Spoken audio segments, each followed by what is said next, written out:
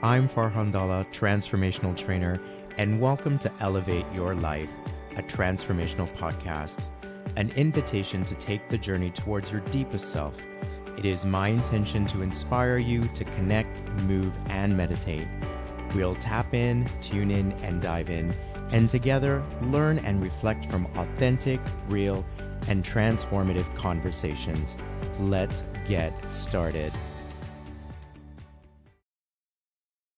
Disclaimer: the information in this episode is not a substitute for medical advice, diagnosis, or treatment.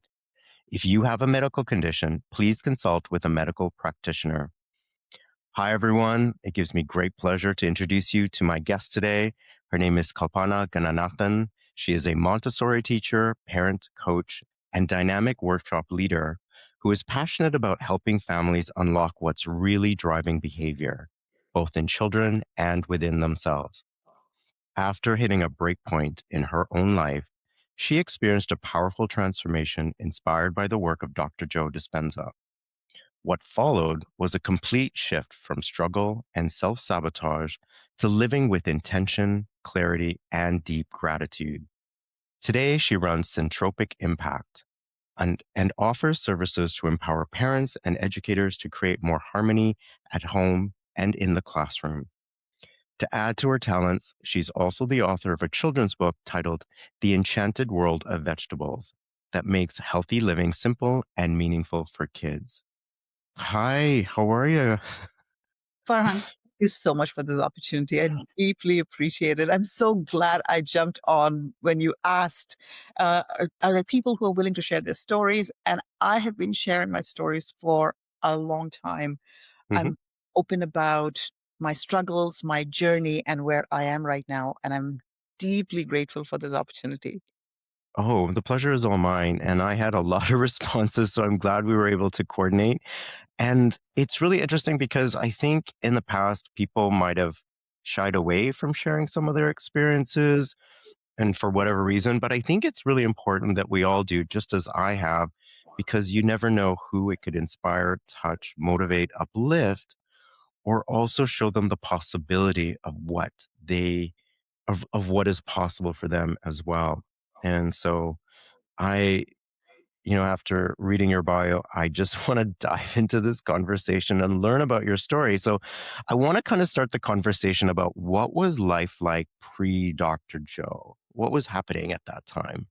So I led a very normal life, right? What you would call as a regular life, husband, wife, two children kind of life. And so I have two sons. My older son, the pregnancy was just a normal pregnancy. And, I just thought that's how life would be until my second pregnancy came along and it began getting complicated even before the first trimester ended.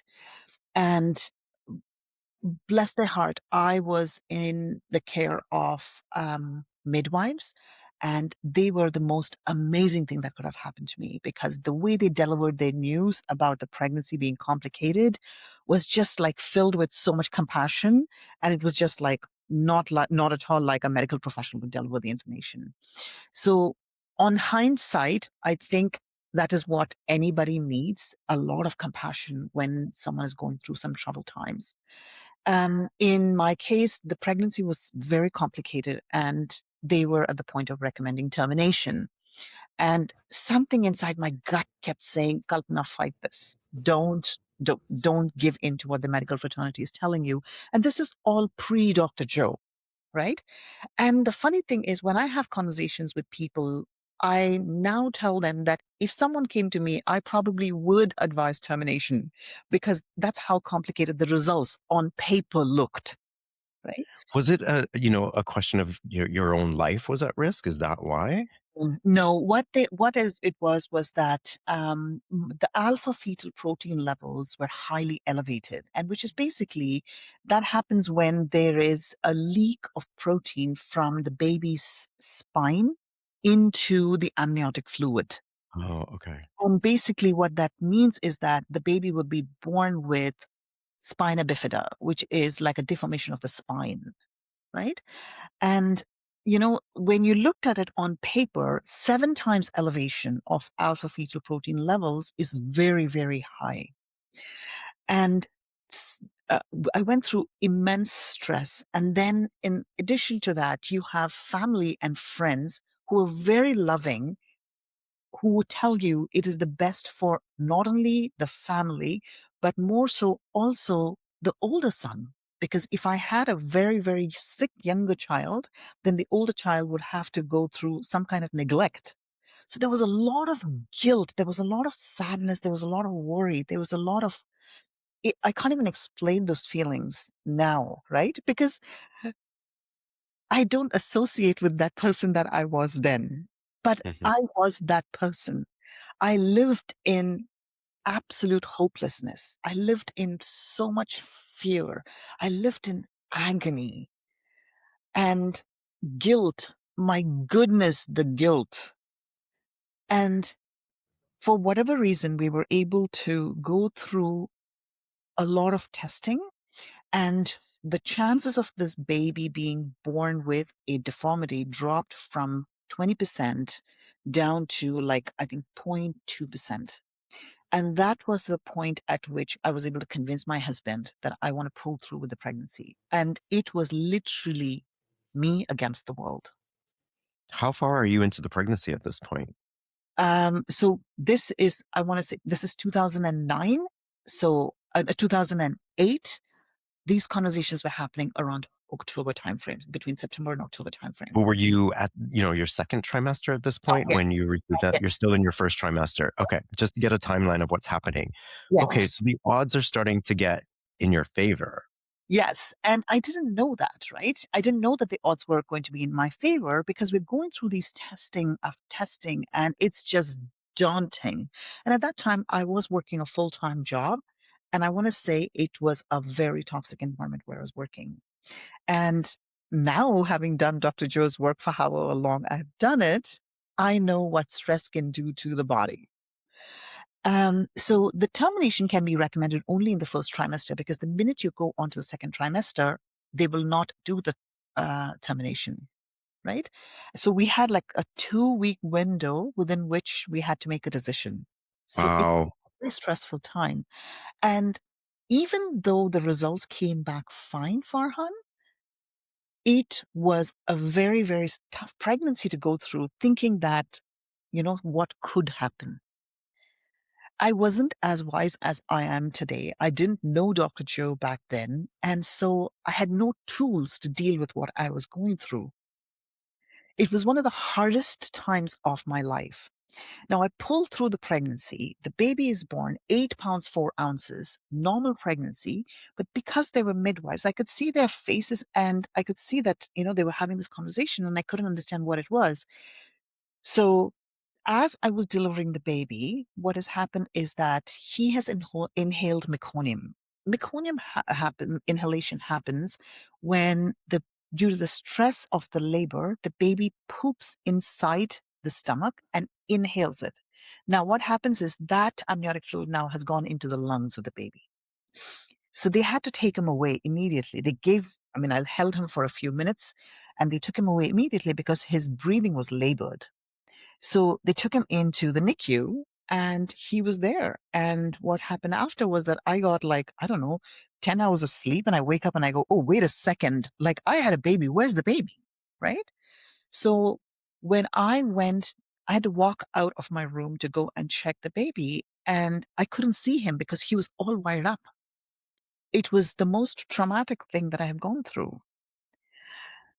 Long story short, we were in the NICU for almost a week. His jaundice had to come down. It was not a pleasant experience because in Canada, when your baby is the patient, the mother who's well is not the patient, which means that the baby is under the care of the nurses, not the mother. And my husband was working in a very, very stressful job at that time. The hospital was far from my house. And so there was no support whatsoever. I was alone. And it took such a toll on me because the hospital wouldn't give me food. I would have to go downstairs to Tim Hortons, which opened only at 6 a.m. So, which means all through the night, I went hungry unless I planned food and I kept it with me. So I was eating garbage food and I couldn't take the baby to go downstairs to Tim Hortons because he's a patient. You don't take the patient out of the NICU. Now, I can't leave him there because then child services will be called upon me. So do you see, like, there was just Mm. so added stress that was happening and I didn't have support. Not because I lacked support at home. It's just that logistically, we couldn't make it work. So you can imagine the stress that I'm going through and I'm passing it on to the baby every time I hold the baby. Long story short, anyways, came home within 30 days, I began to notice that he had this really bad rash all over his skin and I couldn't understand what was causing it. Mhm. And he was born in March, and this is April. And you know how Canadian weather is in April, but they looked like heat boils, right? And then eventually I started to notice that he's actually oozing from those heat boils.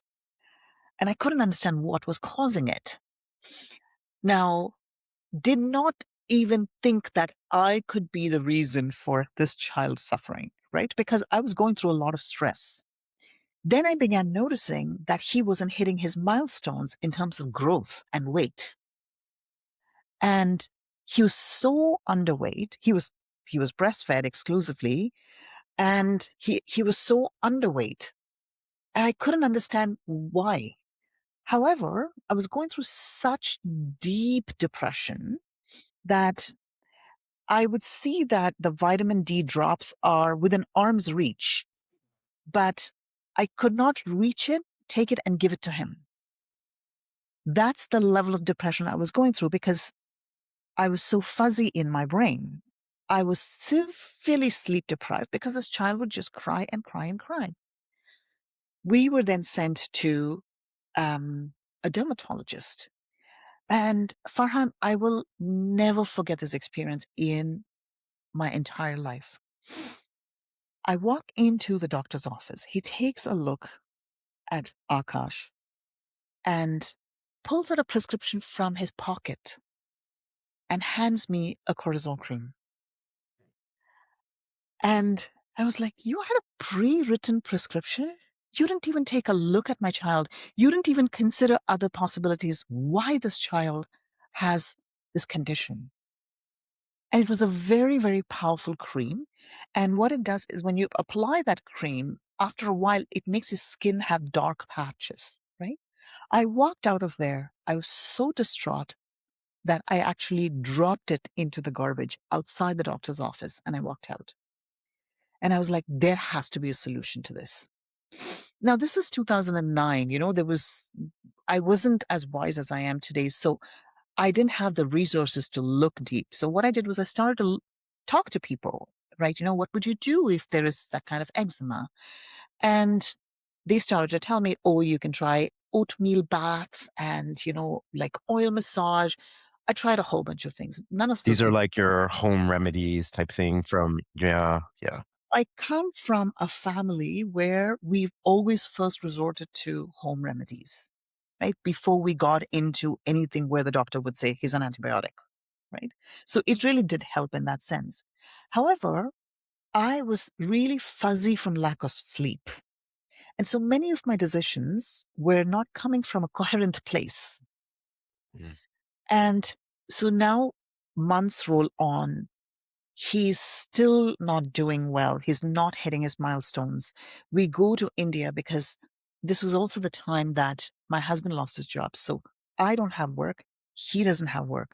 And so it took a toll on the family in all aspects.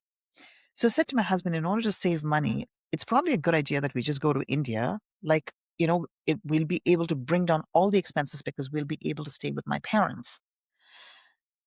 Anyways, I took the children, I went to India, and he did not get well in India either. And it was an extremely stressful time. I come back and I'm ready to now go back to work. At this time, he's now 18 months of age. So I go back to work and boy, oh boy, did I go back into the same stressful environment or what? Now, what happened was my stress levels were doubled because now I'm working.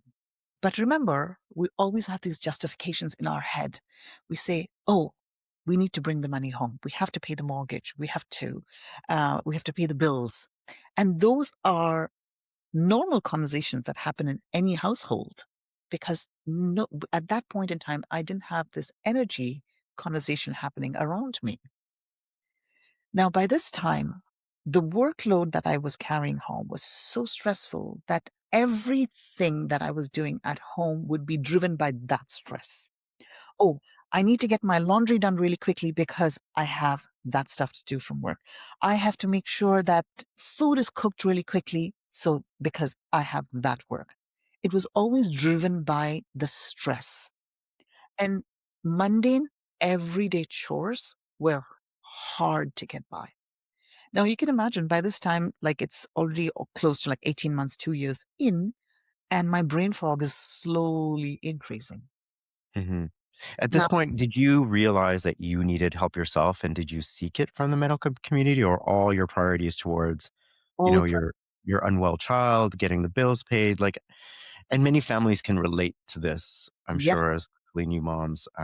yes. Yeah. Wow. And Okay. and so at this point, like around the 2.5 year mark, I have thought it through how I wanted to end my life because I wanted the suffering to end because Mm, the pain was too much to see him suffer. And he was a late talker, he was a late walker. And I still remember I went and saw a developmental pediatrician, and bless this man, he was such a game changer for me. When I took him there, I said to him, I said, he's not hitting his milestones. He's not talking yet. I'm really concerned. And this man said something that I will never forget until my dying day. He said, I guarantee you, your son will walk, your son will talk. And you know the medical fraternity in Canada, Farhan, that's typically not something that fraternity would say with certainty. And mhm. he was right. And now when I think back, I feel like those were those glimmers of hope that I had from what I'd like to call as angels. Somebody just telling you something other than what your brain is believing. I feel like that was more powerful than hope. Like, hope makes you think that it could potentially happen, but I felt like this was reassurance, and that was like the life thread that or lifeline that you needed to hold on to. It gave you it was the crack in the pavement that started some light in through this whole journey, wouldn't you say? Indeed. Right?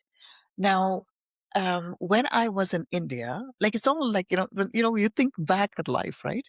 When I was in India, I was talking to anybody and everybody. Actually, I was doing that even in Canada, right? I would just tell anybody and everybody my story with the hope that somebody would give me that one solution to the problem, right? And at this point in time, Akash and myself are going through probably like 2, 3 hours of sleep every night.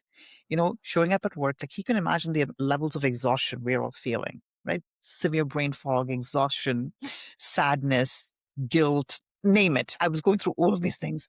But when I was in India, what I realized is that I would have these conversations with auto drivers, taxi drivers, bus conductors, and they would all tell me those little things that would give me hope.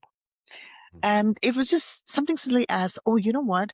My nephew had it, and what we had was one of those hanging bars. Like, let him hang. What happens is it stretches the muscle, and that should help with the pain because Akash also had a lot of leg cramps. And it was like unexplained leg cramps. It was like, is it food sensitivities? I don't know what is going on because he could, if he ate chicken, he would get pain. And then when I went to my doctor would say, how are the chicken leg pains? Right? Like, it was just like there was nothing that we could figure out what was causing these pains. And I was giving him Tylenol 6 nights a week. This is like me first starting with massaging his feet. Then I would put him in the bath. Like this is like happening at 12:31 at night.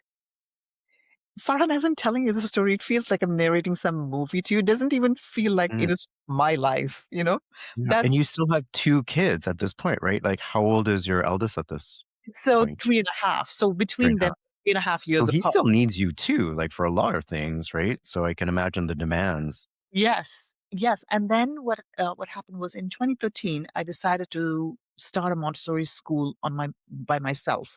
And when I say I started it, I bought an existing business, right? But it was still mine. So you can imagine now, brain fog, sleeplessness, and starting a business, right?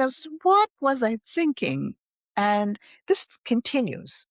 But somewhere in between, I have this because of where I am from. I go, wait a second, this is all related to past life. I'm going to go and dig into past life because my karma is bad and da da da. You just chase new narratives. That's what you do, right? So I went to a Hay House conference in 2014, and there were a lineup of beautiful speakers. But I went looking for past life solutions, and it was an amazing experience. And then on day two is on this pamphlet is this name Dr. Joe Dispenza. I'm like, oh, whatever. Okay, I've never heard this name before. And here he comes onto stage and he goes, I want you to turn to the person next to you and introduce yourself as a genius. I'm like, okay, like seriously, I roll my eyes, right? Turn and say, hi, my name is Kalpana. I'm a genius, right? On both sides. By the time his keynote speech ended, my entire thought process in my brain had changed. I was Yeah, just I like, think I was there. Was this at Roy Thompson Hall? yes, oh my Yeah, God, I was there.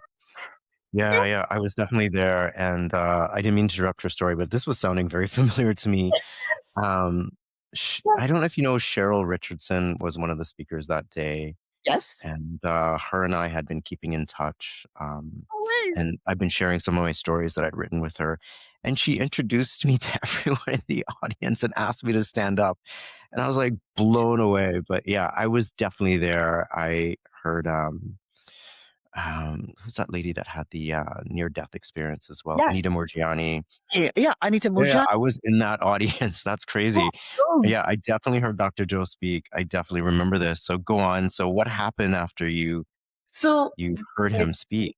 I hear him speak, and I'm just like, wait a second. Wait, what? Is it a possibility that I have been the problem this entire time and it's not my worry for my child? It was like this light bulb went off. And right then, at the end of that keynote, he had said that he's doing his progressive workshop in May in Toronto. That's it. I came home. The first thing I was on his website, like, and I went to his progressive workshop in May of the same year because this was in March, and in May he was here.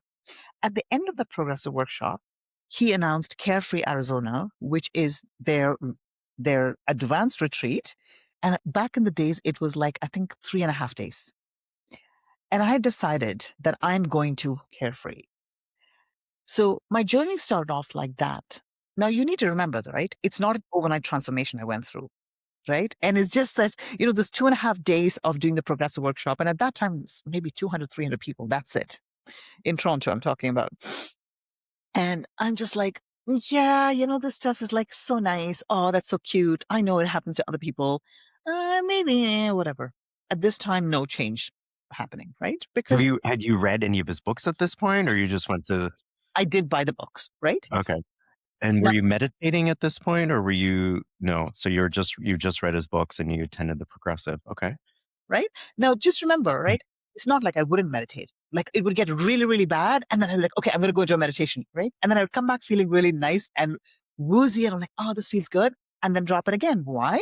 Because, oh, I've got work to do. I've got, I've got to clean the house and I've got to cook for the kids and I've got to do groceries. Like, right? I wasn't. Then I go to Carefree. Now, I go to Carefree, Arizona, and back in the days, Dr. Joe used to do dimensionalizing object meditations. So, what it would be is that he would lead you into a meditation where you think of an object, whatever it is, you can think of it, right? You dimensionalize it. Basically, you give it depth, you give it perception, you give it smell, you give it texture, blah, blah. And he goes, and basically leading you into the belief that this can happen for you. The thing ends, and you can imagine Carefree, Arizona's a desert, right? So the meditation ends, it's a break, we all go away, And when I come back, on the floor is a key, right? So I pick it up and I go to everyone around my table. I go, is this your key? Is this your key? And they also, no, it's not my key. So I turn to the table behind. I tap the guy and I go, hi, is this your key? And he looks at it and he looks like he's seen a ghost because his object was the key.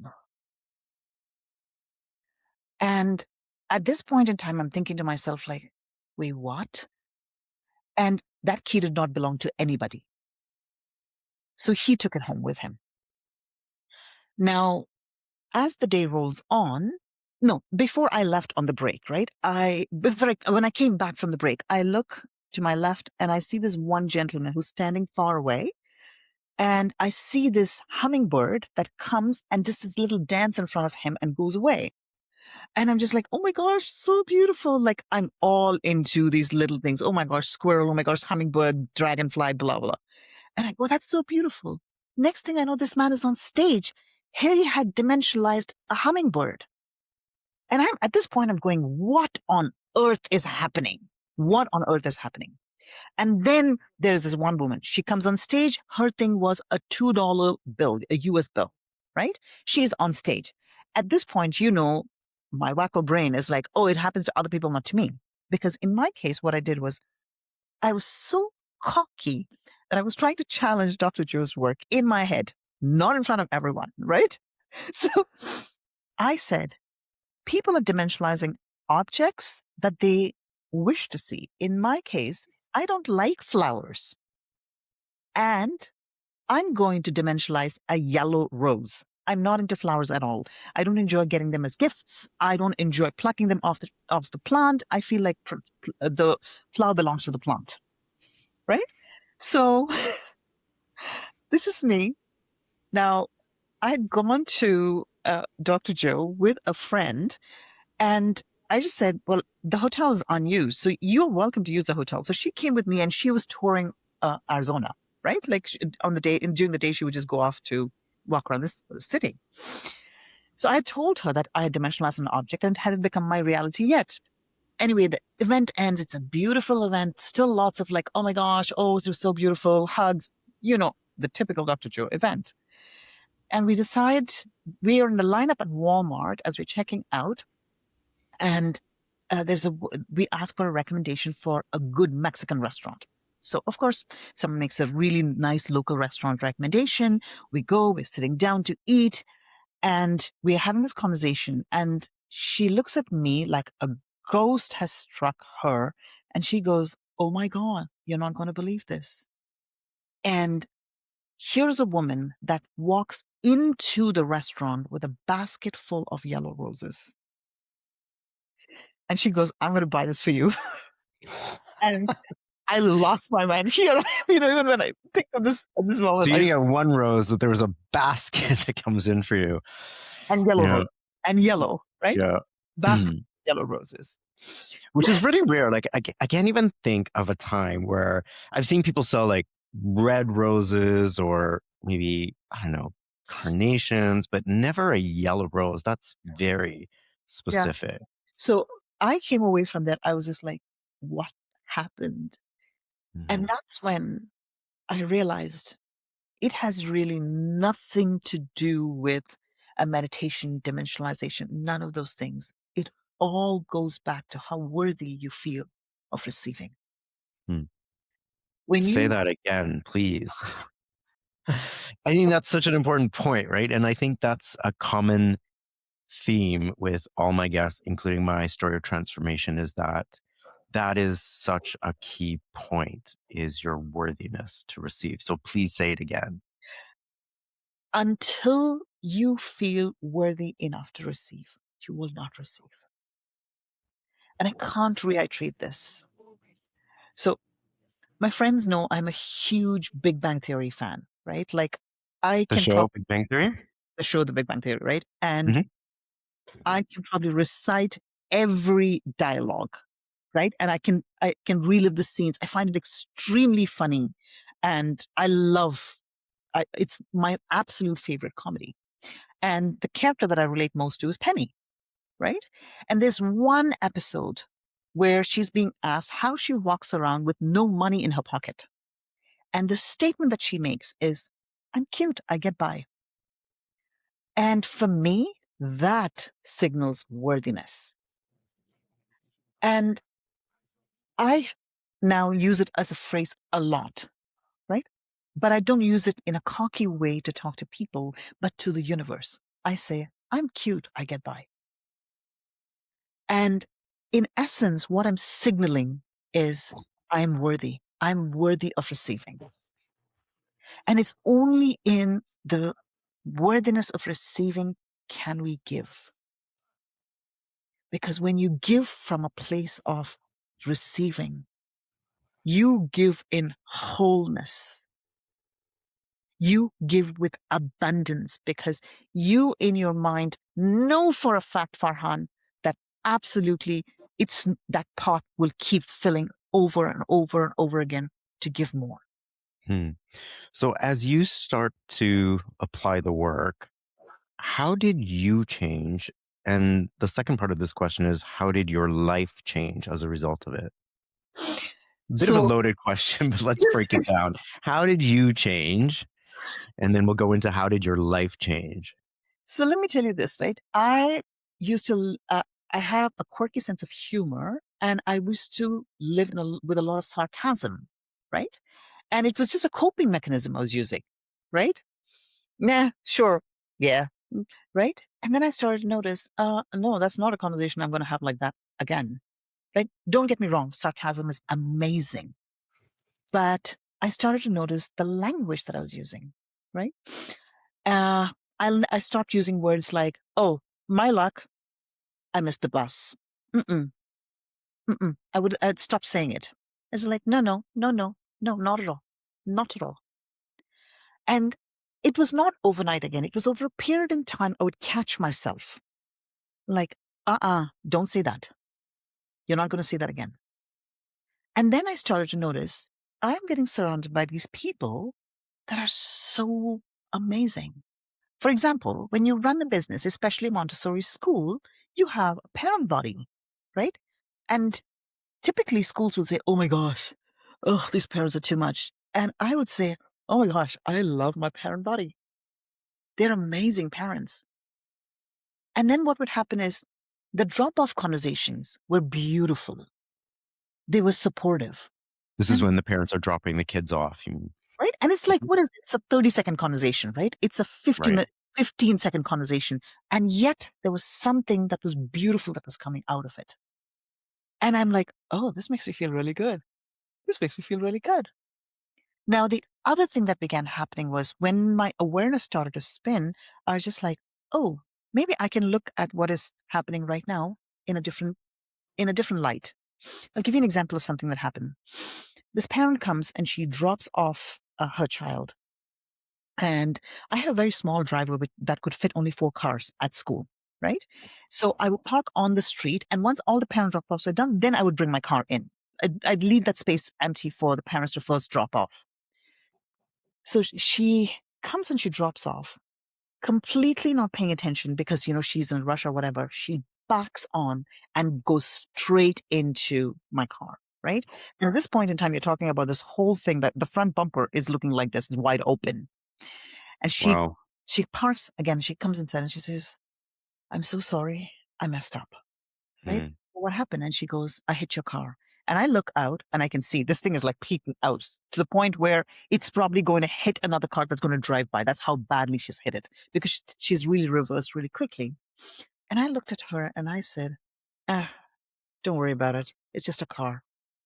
Because in that moment, what I was thinking was, I had had a horrible night with Akash the previous night.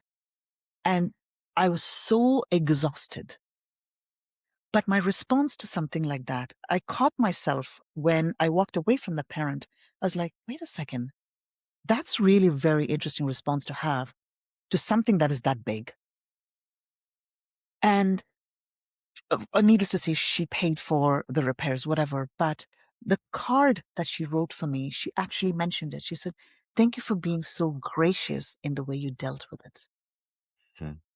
So what happened was I started to feel more gracious within. And those are subtle changes for him. Mhm. And But look at the way it shows up, right? it shows up big time. Right? Yeah. Yeah, big time, right? And it honestly just keeps going back to awareness. How aware are we? And now I use this term bait, right? So for me, when things don't go my way, I go, that's a bait for a lower frequency. Am I going to fall for that bait? And I go, no. There are times I walked on the red carpet of bait. I was like, oh yeah, did I let it happen or what? But I catch myself now and I spin that story for myself. That's amazing. I mean, I'm assuming at this point you're still having brain fog, right? Because sleep is still an Definitely. issue. So to be able to be aware like that, you went from the vitamin D is in front of me and I don't even have the functional capacity to think of the steps that I need to take in order to get the drops and give it to my child. And now you're aware of all self-sabotaging thoughts even and negative belief systems, and you're correcting them on the spot in your mind, and you're having a different experience on the spot. Like that's a huge transformation in itself. Huge transformation. I realized, Farhan, that when you show up from an energy of change, you show up differently to other people. People start to see you differently. I'll give you a very small example. My parents were in India and they'd just come back and they brought back a whole bunch of these old pictures, right? There's like, okay, let's relive memories kind of thing. And back in the days, we printed everything, nothing was digital. Yeah. There's one framed picture of mine that my mom has brought, and I'm looking at it. It was taken on March 31st, 2002. I was at a wedding, right? Farhan, I looked older then than I look now. And the only reason for that is all the stress that I was going through. I looked defeated. I'm looking at this picture going, is this actually me? That's 2002. That's 24 years prior. That's the change that comes about when you start living differently. Literally every challenge becomes a possibility. And I play these games constantly. I play silly games with myself all the time, Farhan. And when I write my intentions every single day, right? It's never like, oh my gosh, I want to land a speaking gig. It's never like that. I write saying, I'm heard, I'm seen, I'm loved, I'm empowered. And that's my intention. And then what I do is every day when I write it, I reflect back on the previous day to see if any of those things have come true. And on a daily basis, I see I have micro moments of those intentions coming true. That's amazing. And how did your son's health evolve through your journey? So now what happened was I want to say he must have been like 6, 7, something like that. By this time, I've already started Dr. Joe's work, right? We were at a family function, and I can see my husband at a distance having a conversation with a distant relative of ours who's a doctor. And she is now super concerned. She's like, oh, you know what? You need to take him to sick kids and you need to get all these tests done and da da da. So my husband on the drive back home goes, Kalpana, we need to go to sick kids. And all I could Sickkids is a hospital in Toronto for those people who don't know. correct. And all I could think of in my head is, hey, this is his journey too. So I'm going to let him allow his journey to come through. And I said to him, I completely understand what you feel. Please feel free to go to sick kids with him, but I won't be doing it because I know he's going to be fine. Now, just remember at this point in time, the 2, 3 hour nights are now probably 4, 5 hour nights. And the Tylenol that was like 6 nights a week is probably now like 2, 3 times a week. So there are changes happening, but they're like subtle changes. But I'm cluing on that these subtle changes are happening. Why? Because when you have not slept for years and you suddenly get this window of sleep of like 2 hours to 4 hours, you're suddenly a brand new human being. You're a brand new human being. And then, but it's a very confusing feeling, Farhan, right? As restful as it seems, you wake up the next morning, you go, that was weird.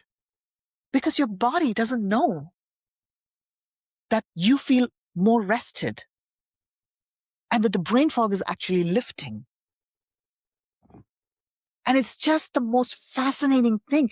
And it's most of the stuff that I'm saying now, I only realized in hindsight, right? I didn't realize it when I was going through it, which is like, oh, I got 4 hours. Yeah. That's what I would say. But even that celebration of that yay was, I think, an investment into the future. Because we all have these long-term goals, right? And we are only seeing the goal. Now, in Montessori, we are not product-centric. We are process-centric. And that's the other realization that I began to have when I would Can you explain that? Sorry? suddenly. Just briefly, if you don't mind. Yeah, so it's not about getting a child to read and write, but truly investing in the process that the child will read and write. So Montessori says the more you invest in the present moment with the child, the more the child becomes the person that the child should be. And I'm thinking, how different is that from Dr. Joe's work? That's It's exactly very similar. Yeah. so.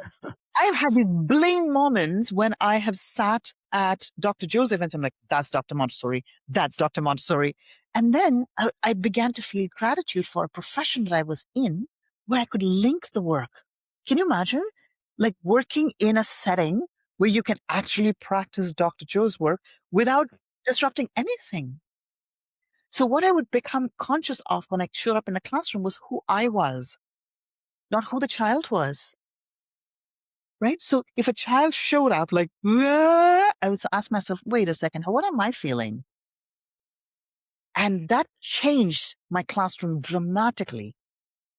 So the most common thing that I was told is that my classroom was always very peaceful.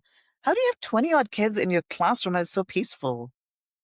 Well, it was happening not because of the kids, it's because of who I was. I showed up peaceful in the classroom.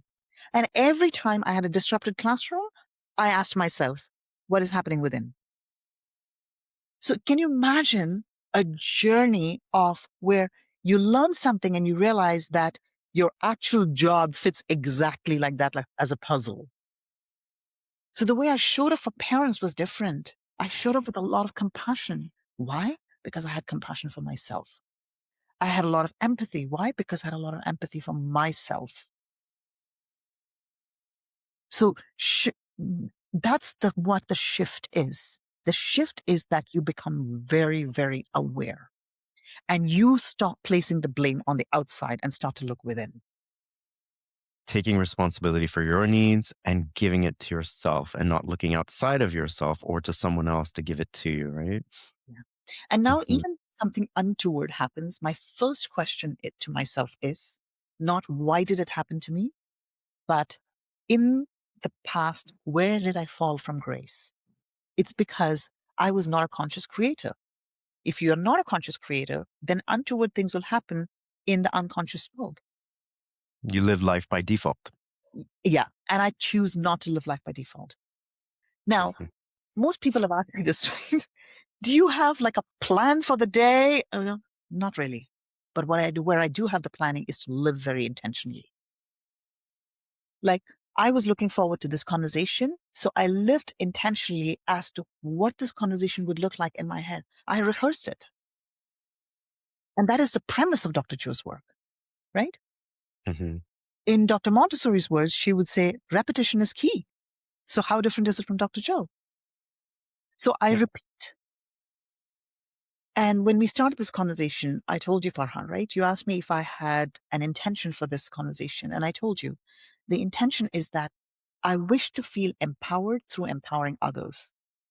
And so this conversation, we started this conversation back in March. Is that right? When we started to write to each other? It was in That's March, correct. Yeah. Yeah, it was in right? March.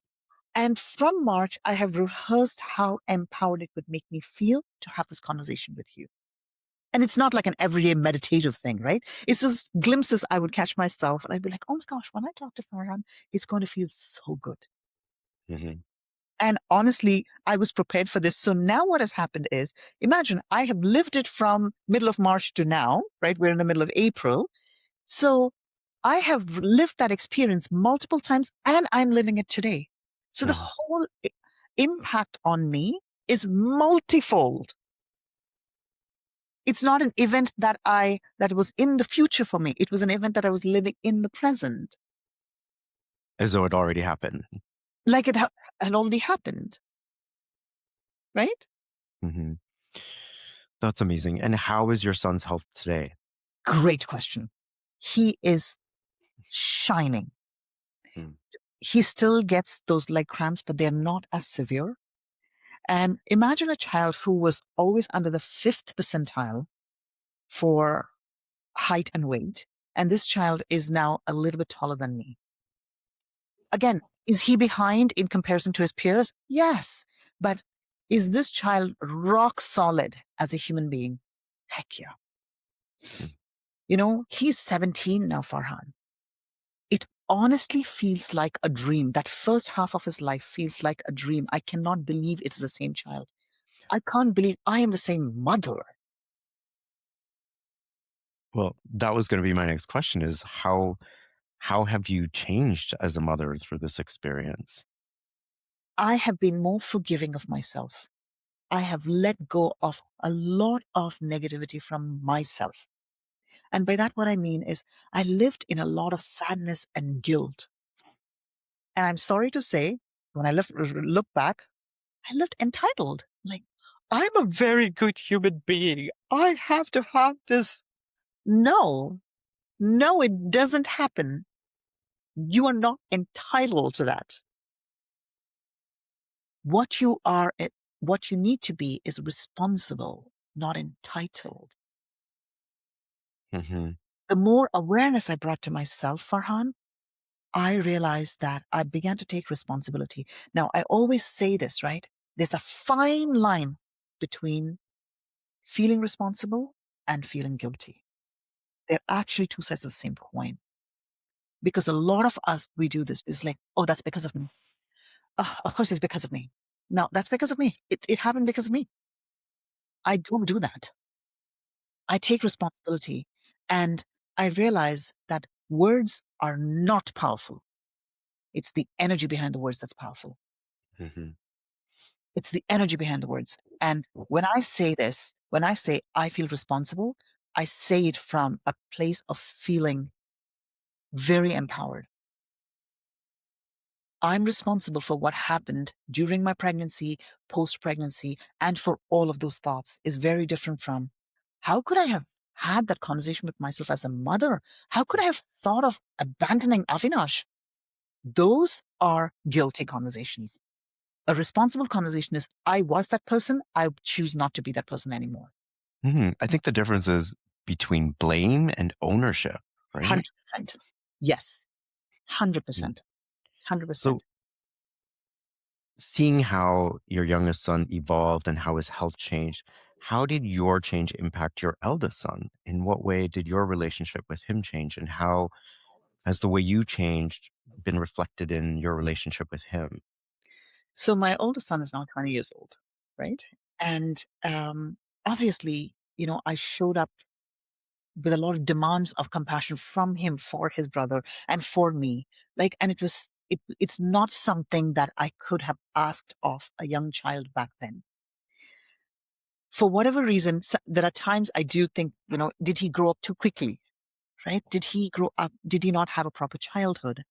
And the beauty is that I have a beautiful relationship with him and I can have deep conversations with him. And I've asked him these questions, right? Do you feel like, we haven't done enough for you because Akash was so sick? And he goes, no, it's actually quite the opposite. I was always a part of all of those conversations. And it's not like he doesn't feel it, but it has not impacted him negatively because I see the way he's showing up as a human being in life now. And he's literally the person that I would have hoped for when he was younger. He's very compassionate. He's very kind. He's all about relationships. And he truly is leading a life in a manner that a proud mom would expect him to lead a life. So again, I go back to my journey. I am immensely grateful for the pain that I went through. And it sounds so bizarre when you say something like that, but I'm immensely grateful because it truly has shaped our family. We went from a family that was falling apart to a family that is thriving. The conversations that I have been having with my 20-year-old. So this is the first time ever that he has lived alone by himself in our home for an extended period of time because he's in a co-op program. An accounting student and he's in a co-op program. He's living alone at home. Farhan, when I walked in through the doors the day I landed in Toronto, my jaw dropped. The house was spotless. He's been cooking his food every day.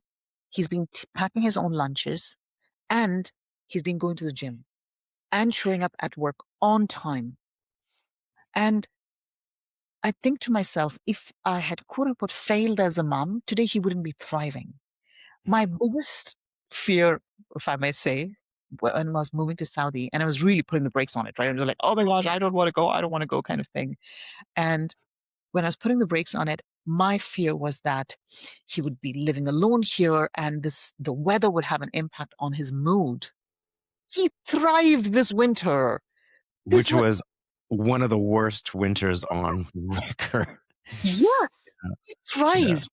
I yeah, was expecting him to call and say, "Bah, I'm really depressed, whatever," right? yeah. No, he did really well. And in essence, what it was putting that faith that it's all going to work out. But I have to say, Farhan, last year, this time, I was, I would, it's a comparative statement. I was in a relatively dark space in terms of this move. But boy, has it been good for me. The Mhm. universe was telling me, the divine was talking to me and saying, woman, you're going to go there and you're going to live that life that you've always dreamt of. And that is exactly what Saudi Arabia is for me.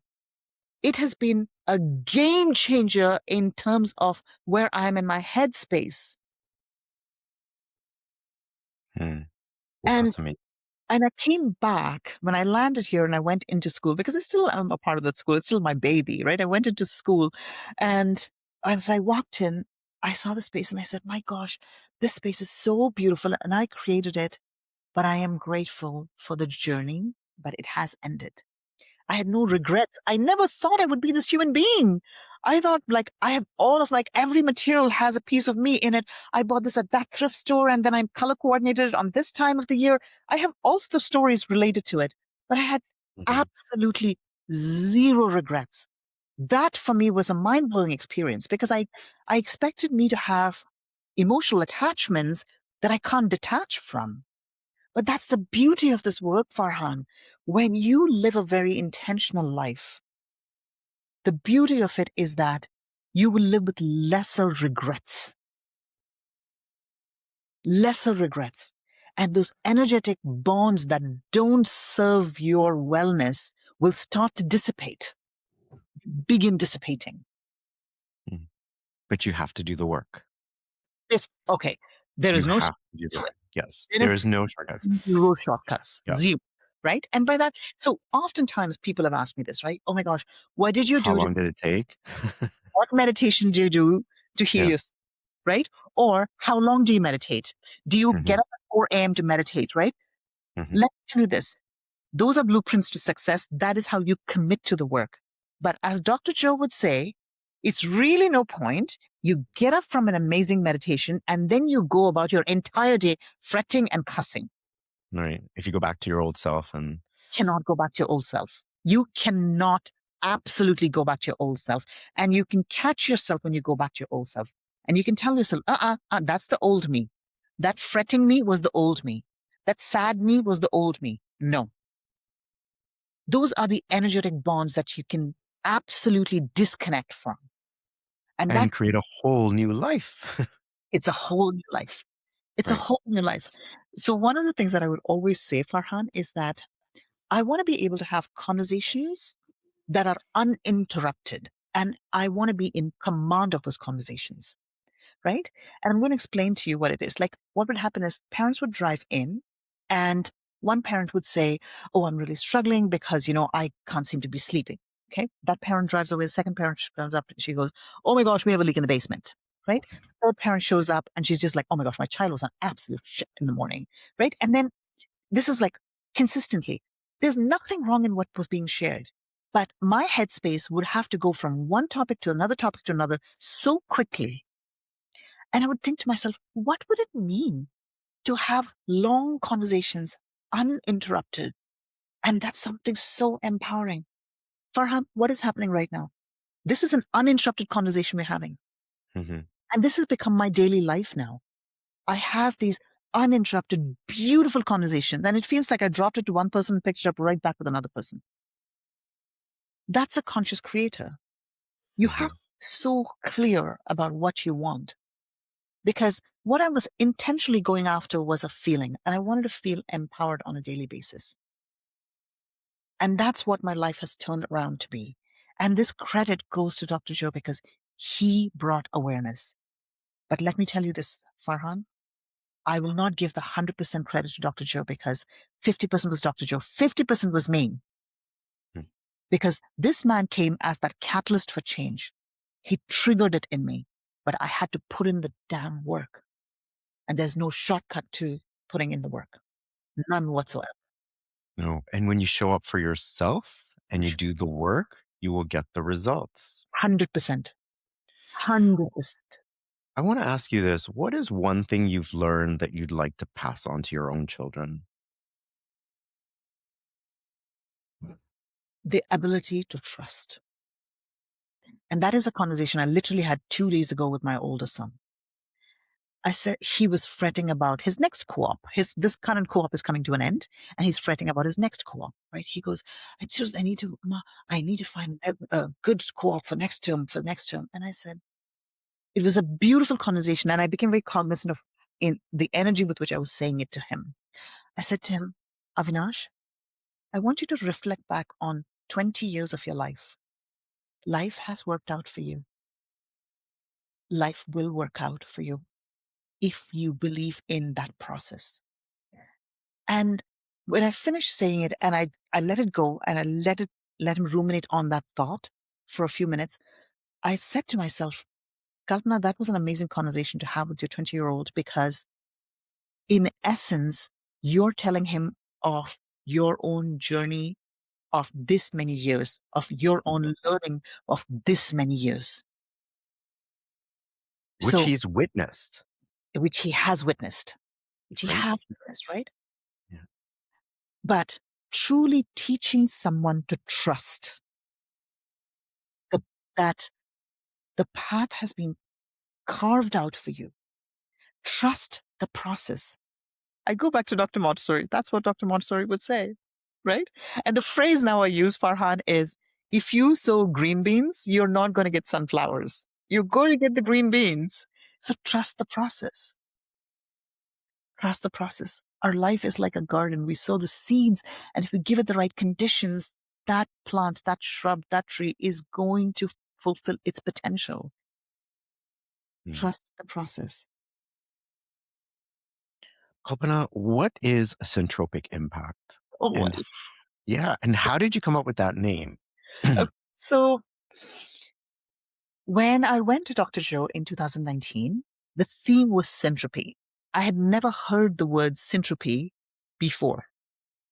And syntropy is the opposite of the word entropy. Entropy is chaos and disorder. Syntropy is organized information. And when information is organized, it will have an impact, hence syntropic impact. So Dr. Joe is the catalyst behind my company's name. Okay. And what is your mission and what are the services that you provide? So I am a parent coach. I've been one for several years. This is even prior to being with Dr. Joe, right? I've been a parent coach. That's because of my Montessori background. And now I offer little workshops in schools for educators and for families that are struggling with whatever. It could be bedtime routines to eating habits to whatever, right? Tantrums. anything. I offer small sized workshops. I really like small sized workshops because then I can engage with people one on one. And aside from that, I also do intention coaching, which is basically how to bring an intention to fruition. So I'm an intention coach as well. So again, hosting these small workshops. I have a workshop coming up shortly. Um, I did a workshop 2 days ago at a Montessori school, and Farhan, I got paid the best compliment ever. And I had the ability to tell the person that that is the best compliment ever, which was she cried. This parent cried. She was like, she knew I hit home. She knew that I hit home. And she was so open about it. And it was one of the most fulfilling feelings. And this is the other thing, when we started, I said, you know, I want to lead a life of empowerment through empowering others. And in having that conversation with someone who cried, right? She came up to me at the end of the workshop. She said to me, it was really good. And she's still crying. I said to her, I said, before you go forward, can I just say to you, the best compliment anybody has paid me is through tears. And you did it. And I'm really grateful for it. And when I came away, I was thinking to myself, crying is a very vulnerable thing for a person to go through. And instead of saying something like, oh, it's okay, don't worry about it, right? I understand. When you say something like, that's the best compliment you could have paid me, in that moment, what I did was I empowered her vulnerability. And I realized even that micro moment was a moment of empowerment for her and for me. And that is how I truly want to live life. Hmm. What is the biggest thing today's parents need help with, and how is it that as a parent coach you're able to help? I will say this until the cows come home. You want your child to be happy? You be happy. You Mm, want your child to feel settled? You be settled. You want your child to focus? You focus. Want your child to eat healthy food? You eat healthy food because your child is the mirror of who you are, not mhm. what you say. Not what you say.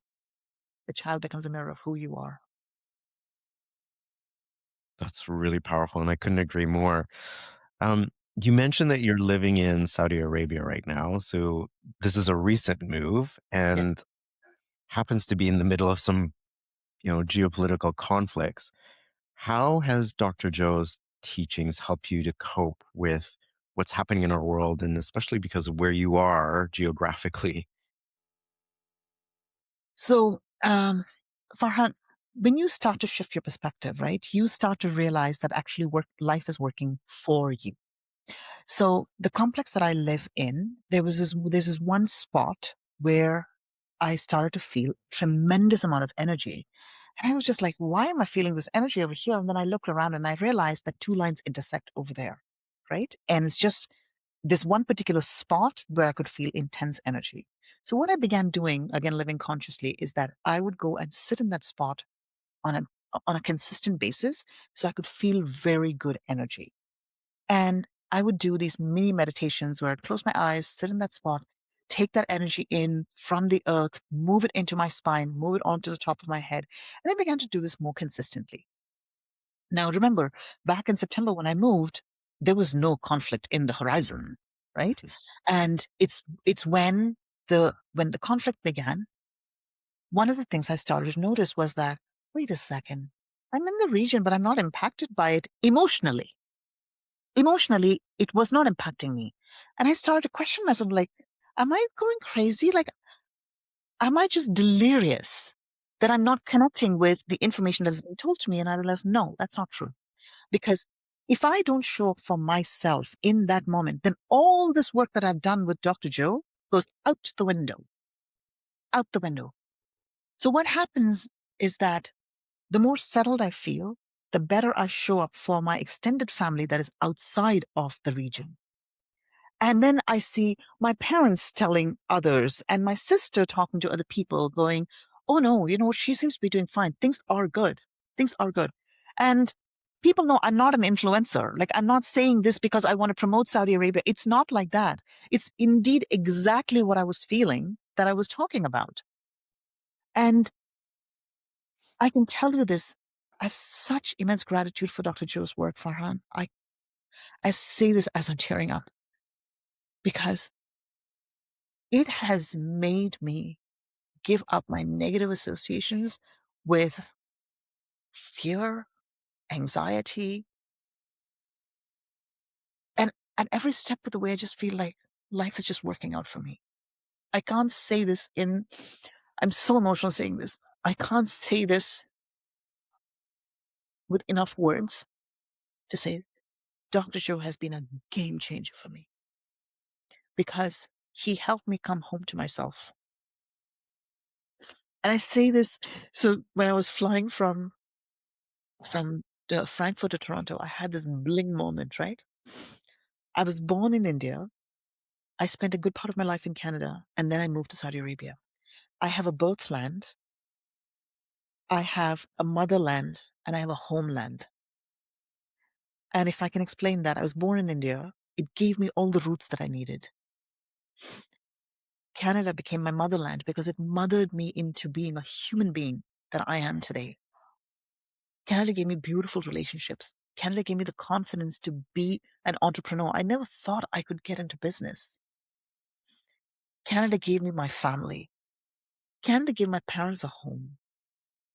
And then I moved to Saudi Arabia and I call it homeland. Not like I'm going back home, but I went back to myself. And Saudi Arabia became homeland for me in that sense. I found immense peace in that land. And I can't say, I can't believe I'm using these words because I'm the same person last year, this time, who did not want to move. Hmm. But the divine intervened and the move happened. And I've seen such a different side to my husband since the move. And in essence, what it is literally trusting the process. So that's what I teach now. I teach to trust the process. Again, reflecting back to your son, the advice that you gave him, what message do you wish to share to others who may be struggling with dealing the world's challenges at this time? The only way that this world becomes a better place to live in is if you invest in yourself. Invest your time in yourself. Everything else is noise. The noise is your bait to take you into those states of stress, into those states of high beta.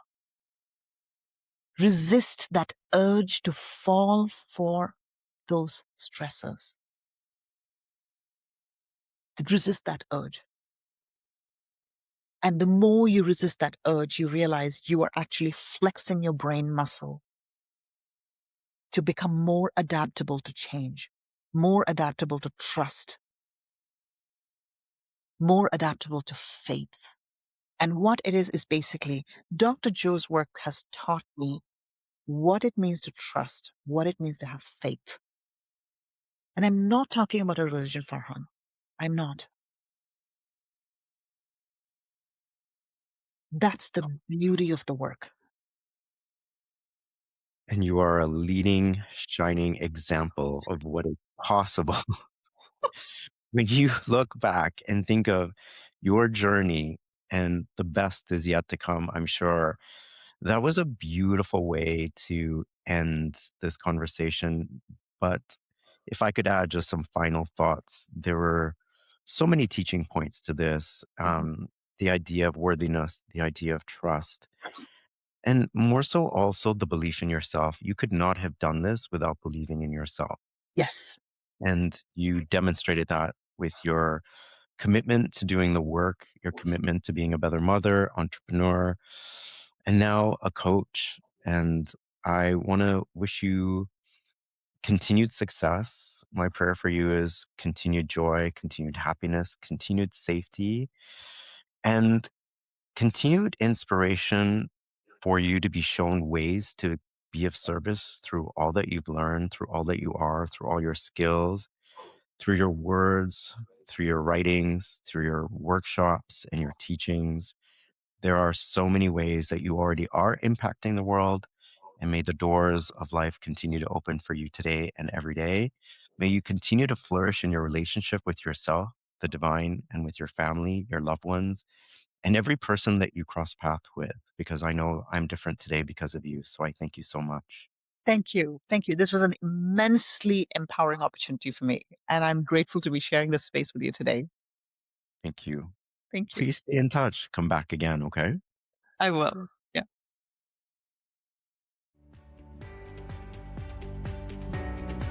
I'm Farhan Dalla. Thank you for taking the time to listen to today's episode of Elevate Your Life, a transformational podcast. I hope today's conversation has elevated you in some way and inspired you to connect, move, and meditate. I'd really appreciate your support by following and rating this podcast. Come back soon and join me for another transformative conversation.